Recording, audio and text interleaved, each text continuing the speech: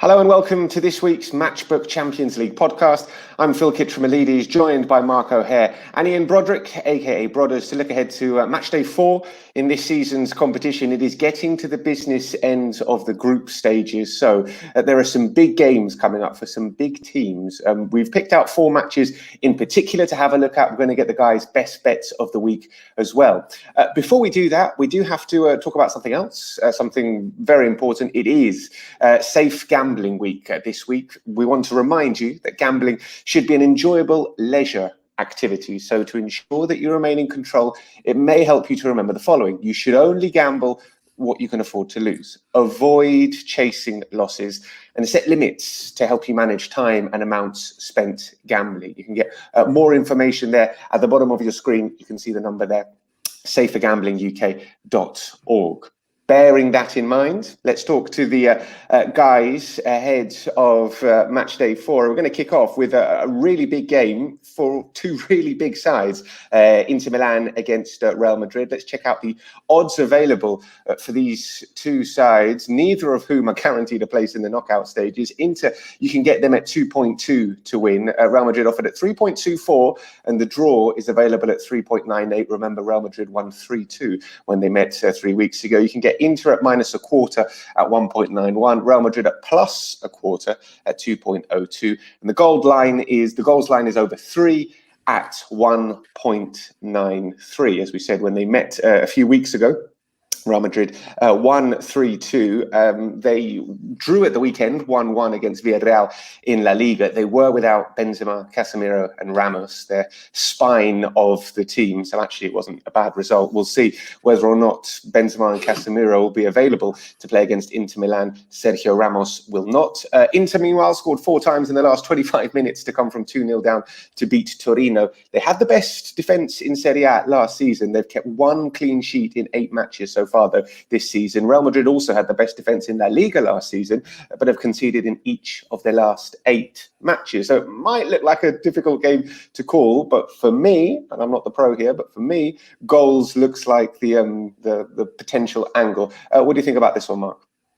Yeah, I have to agree. I think it's going to be quite an interesting game. Group B, one of the most interesting so far.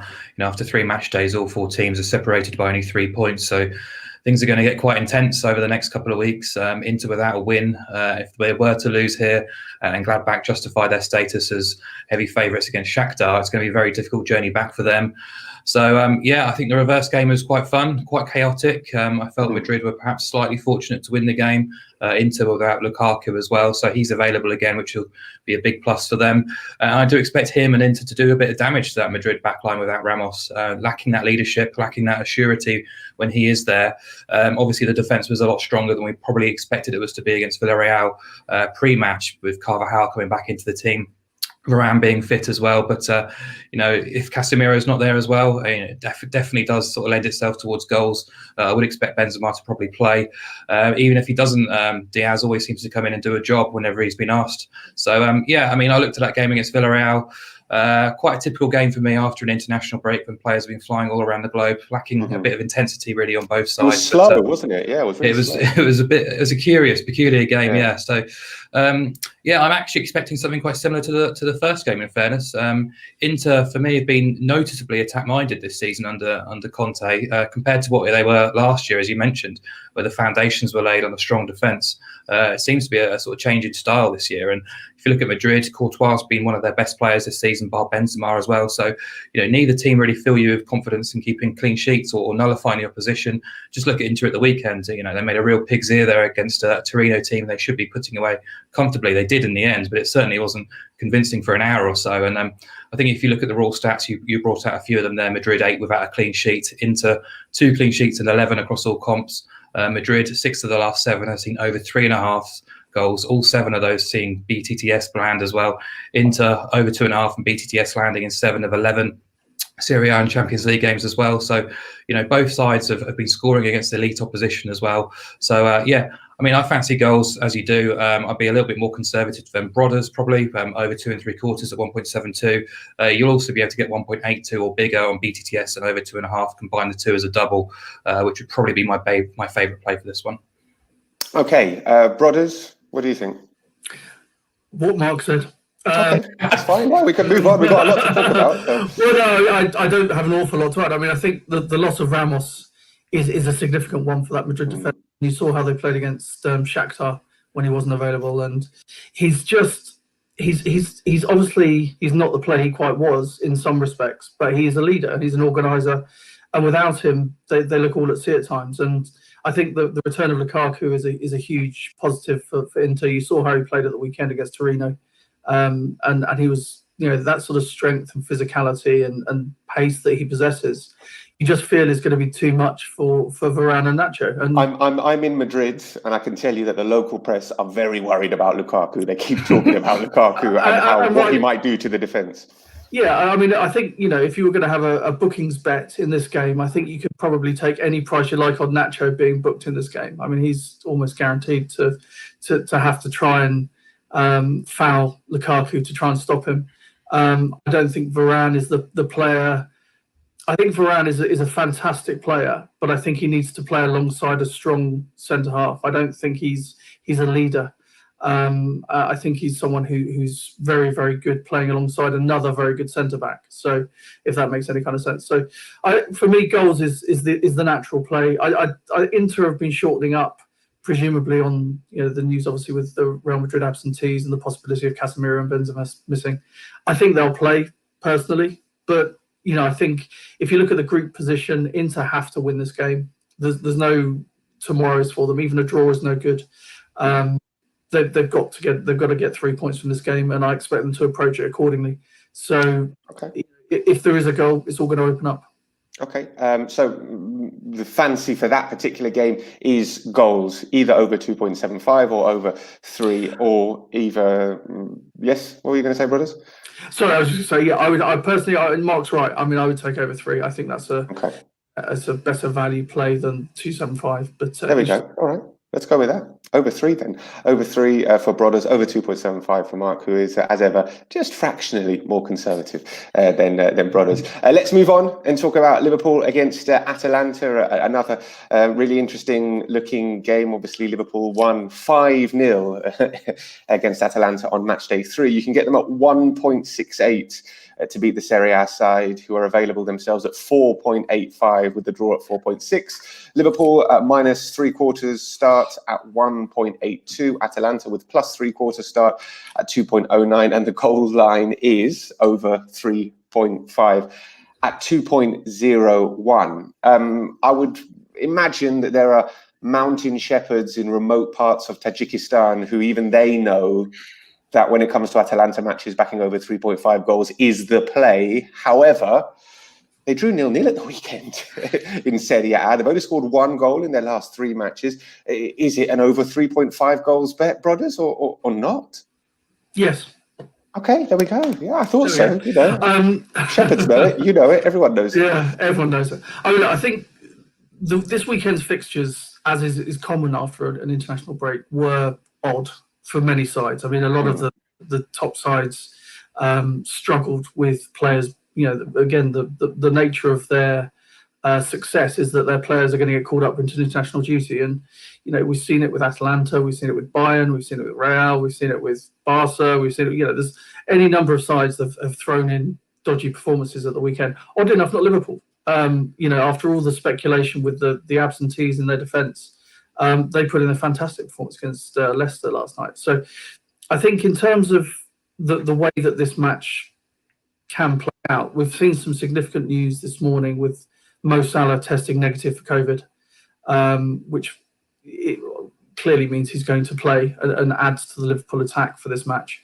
I think defensively, it wasn't as though Liverpool were playing their A defence in the first match. I mean, they had Williams and Gomez in the centre. Now it's probably going to be Matip and Fabinho for this game. And I think it's a match that Liverpool, they dominated the reverse game so much, but that was a lot of it was down to efficiency as well. And I'm sure Mark will have the stats on that because, just to the naked eye, which is how I tend to approach these things a lot of the time, is Liverpool were incredibly efficient in front of goal. And obviously this Atalanta defence, we know are subpar when it comes to this level, but Liverpool were very, very good. But I fully expect Atalanta to come out the traps and play in their usual fashion. Gomez came off at half-time at the weekend, clearly being saved a bit for this match. And for me, I think you just have to look at odds against for over 3.5 goals. And as with the reverse fixture, you've got two ways of this coming in. You've got the possibility of Liverpool, showing their dominance again and scoring at will. But I fancy Atalanta to score in this game as well, and I think over 3.5 is a very strong play again at odds against. So, Mark, you weren't entirely convinced of an angle in this game pre-recording. We had a little chat. Has Brothers managed to convince you that over 3.5 might be a play? Yeah, I mean, if there was a play, it would have been overs. Probably again would have gone on slightly cautious on over 3.25 at 1.8ish rather than the 3.5, because if there is 3, I'm sort of losing. Just protecting myself a little bit. And yeah, I mean, Atalanta's recent performances have been a little bit concerning, particularly going forward at the weekend. Gasperini was quite interesting. He sort of talked about the issues that they've had immediately after an international break, and they're probably not as accustomed to it as major European sides are. And I think he said he had 8 players returning on the Thursday, or the Friday, from international duty. 4 of those had to play on the Saturday as well. They did hit the woodwork. They did have a goal ruled out for offside and stuff. And his squad is actually getting stronger. Daroon's are fit and available, which is a big plus. The goalkeeper as well, Galini. So I think they're only missing 2 players coming into this game. But it's hard to get away from the fact that Atalanta do sometimes throw in a wobbly, especially against teams who can attack them and penetrate them, like Liverpool did in that first leg. I think back to Man City as well recently. And that was I haven't really, I'm not exaggerating here. I've not really got over what happened in that first game. It was quite shocking to see my Atalanta boys get ripped apart in that sense. And yeah, Brothers is right. They did create plenty, but I think the game was done and dusted after, before an hour mark, and they were able to kind of play with a bit more freedom thereafter. And Liverpool was sort of packing their bags and preparing for the weekend. So Liverpool were exceptional against Leicester, and the market's been amazing watching how it's reacted to the Liverpool team news. They went from about 1.55 to even money in midweek against Leicester, back out to 1.8 pre-kickoff. Are at 1.55, out to 1.7 to play Atalanta, and now they've been sort of tripping back in again to sub 1.7 based on what we saw on Sunday night. So, if Liverpool come to the party knowing that they can qualify with a win here, I do worry about Atalanta, and I think if Liverpool were available at 1.7 or bigger, I'd be interested. Atalanta have conceded multiple goals in 6 of their 11 league and Champions League games this season. As you say, just the 2 clean sheets as well. And if Salah's fit as well, then I do worry for them. So, probably slightly kind of torn between backing Liverpool to win and potentially the handicap there, or over 3.5 or over 3.25 goals. So I haven't got a huge opinion on the match in terms of a best bet. So probably one I'll sort of wait and see in team news until Wednesday night the game is. Okay, so with that one, Liverpool-Atalanta, Mark, a little bit undecided. Brodgers certainly likes the look of over 3.5 goals at odds against 2.01, around about that. So odds against Atalanta game for goals looks pretty good to me, but let's see. Let's move on and talk about another game, one involving the defending champions, Bayern Munich, who are hosting Red Bull Salzburg. You can get Bayern at 1.22 if that appeals to you. Red Bull Salzburg available at 13.0, the draw at 7.8. Bayern on the handicap at -2.25, 2.05. Red Bull Salzburg at plus 2.25. Rather, you can get them at 1.81. And the goal line is over 4.25 goals, which is pretty high. But we are talking about the top scorers in the Champions League so far this season. Bayern, who have scored 12 in 3 matches and won all 3. Over 4.25 goals is available at 1.91. Is that of interest, Brothers? Over 4.25 goals in this? It's not for me. I mean, I think clearly.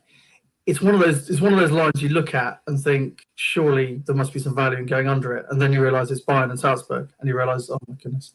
So no, I think the line is probably about right for me. I think Bayern, again, we talked about the struggles that teams have been having. Bayern were awful at the weekend against Werder.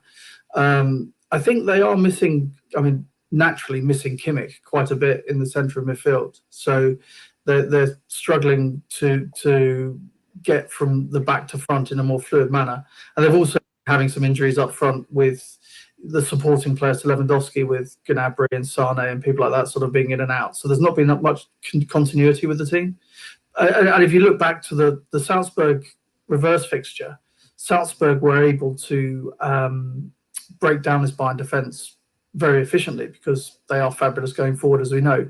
And Bayern, it was only really in the last 10 minutes that Bayern scored, I think, was it 4 goals? And I haven't got it in front of me, but it was something like 4 goals in the last 10 minutes, which obviously hugely flattered them in relation to the match. So I think the goal line is one of those ones you would never back under with any kind of confidence.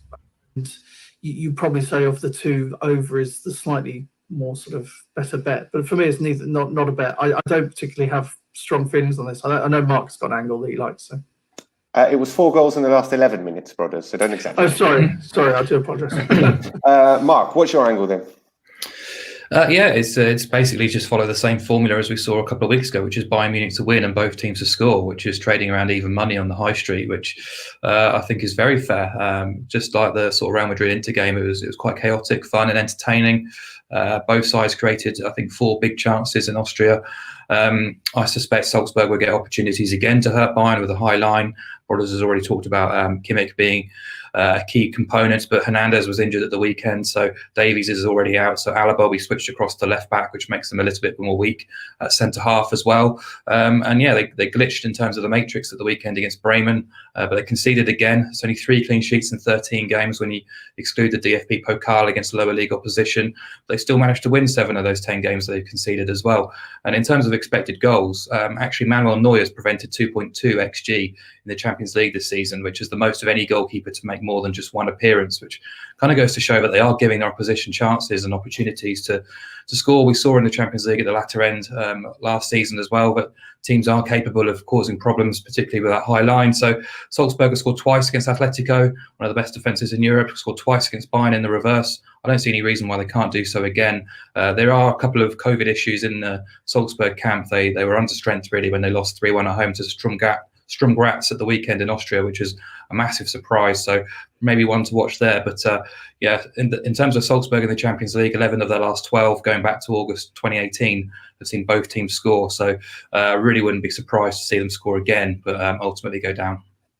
Okay, so Brothers doesn't have a particular angle for this one, but Mark certainly likes the look of Bayern to win and both teams to score.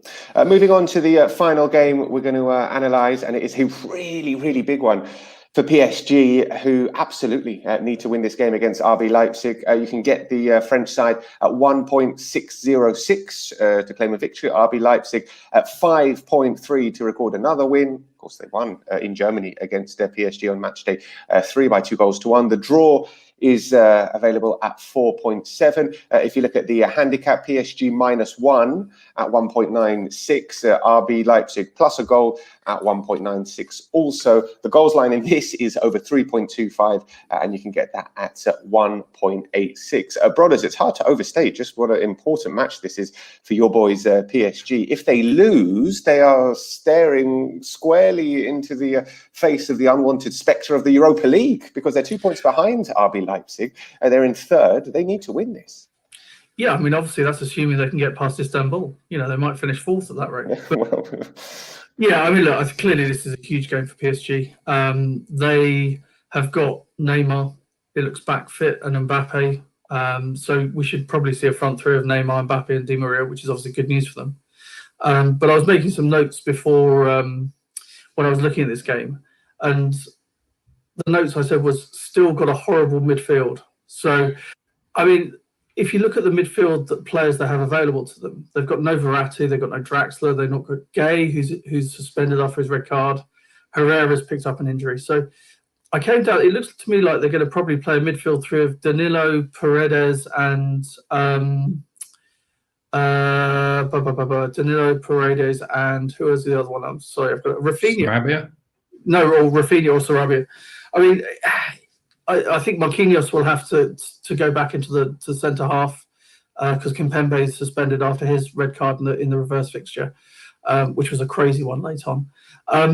So I just look at it and think, where is the service going to come from for that front 3? They could obviously create. Neymar will drop deep. My worry in this game from a PSG standpoint is that Leipzig are very organised. They have an excellent midfield as compared to the PSG one. And I feel like they may smother them in midfield and prevent service going to, and then PSG are relying on Mbappe or Neymar and producing a moment of magic to score the goals, which, we know they're capable of. That's it could well happen. Yeah. Well, of course it could. But I think the question is, do you want to bet on it? And I think, PSG have to win this game, as you alluded to. They have to win it by 2, really, in an ideal world, because then they'll be ahead of Leipzig on the head-to-heads. So if it comes down to head-to-head record, they either have to win by 2 goals or they have to score 3 or more in beating Leipzig. And then it's up to them how they do. But I think they've been so unconvincing this season, PSG. I've been, desperately disappointed with them. But I think a lot of that is down to the shortage of midfield. I think they've missed Verratti terribly. And it's a weird team, PSG, because they've invested so heavily in parts of the side, and then the midfield is championship level. I mean, it's just awful at the moment. So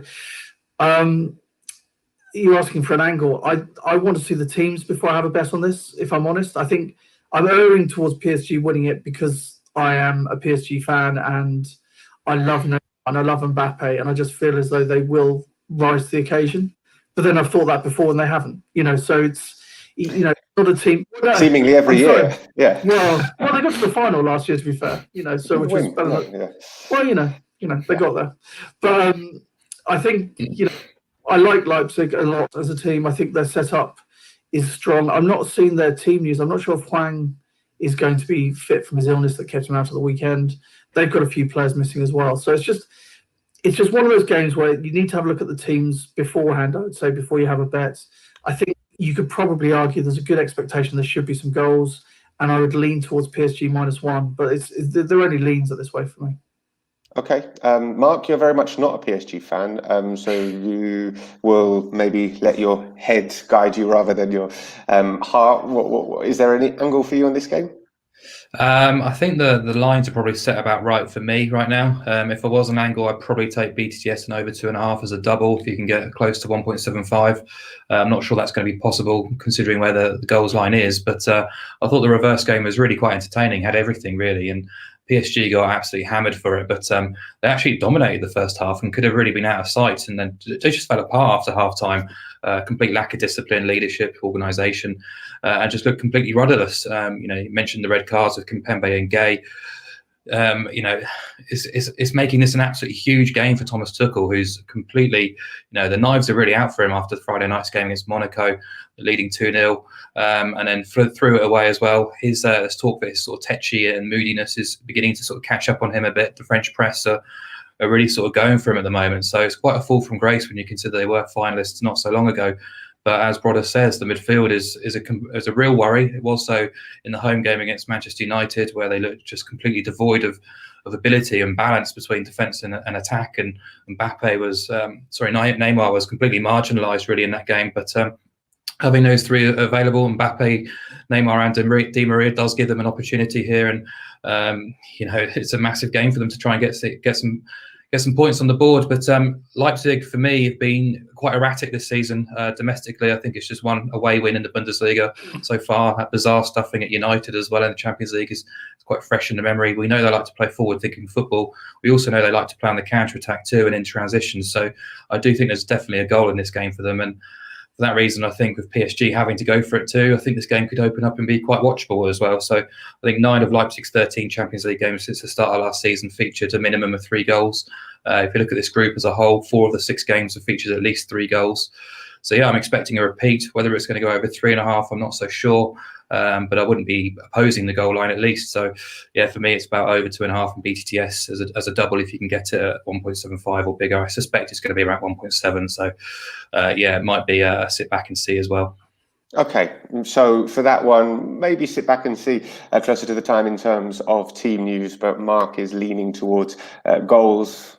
Both teams to score an over 2.5. If you can get it around about 1.75, which may or may not be a little bit optimistic. Those are the 4 matches that we've picked to analyse in depth. Now it's time for us to pick our best bets of the week. There may or may not be some overlap with the 4 matches that we've picked. It's time to find out. So, brothers, what is your best bet of the week for Matchday 4 of the Champions League?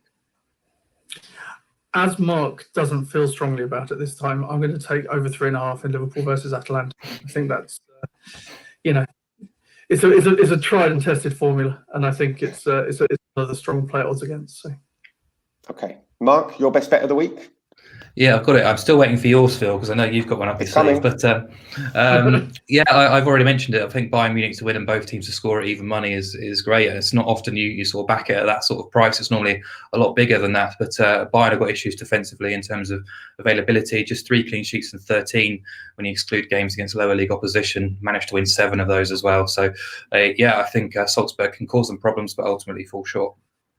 Okay. Yeah, you mentioned that I've got a best bet of the week. I was looking at this and I really like the look of Dinamo Kiev plus a goal and a quarter at around about 1.91 against Barcelona. We know that Barcelona have got all sorts of problems. They were beaten by Atletico Madrid at the weekend. They are missing some key players. Ansu Fati is out. Sergio Busquets is out.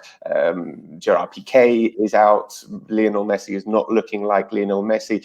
3 weeks ago, Dinamo Kiev went to the Camp Nou. They lost 2-1, but they really should have scored 3, 4, 5 goals. Ter Stegen was the best player on the pitch for Barcelona, and a 2-1 defeat gives a half win anyway for Dinamo Kiev. So if they lose by a goal, you still get a half win. You only lose your money if Barcelona win by 2 goals or more, which at the moment looks very, very difficult for me to see. So there we go. Have a look at that if you fancy opposing Barcelona on the road in the Champions League, which in the past has been a profitable method. That's it for this week's edition of the Matchbook Champions League podcast. Thanks for joining us. We're going to be back next week, looking ahead to Matchday 5. But until then, make sure you're subscribed to us on your preferred podcasting app, and we'll see you next week. Adios.